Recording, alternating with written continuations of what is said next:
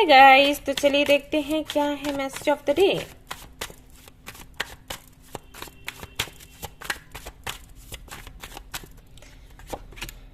हाँ, night of cups, कोई proposal आपको मिलने वाला है। पर्सनल लाइफ में भी हो सकता है, प्रोफेशनल लाइफ में भी हो सकता है। अगर पर्सनल लाइफ में है, लाइक अगर कोई आपको प्रपोज करता है फॉर मैरिज, तो ये जो भी व्यक्ति है ये आपसे एज में कम होगा, इमेच्योर होगा, और हो सकता है ये आपका कोई मित्र हो, वही आपको प्रपोज करे। तो ये बहुत जल्दी आपको देखने को मिलने वाला है।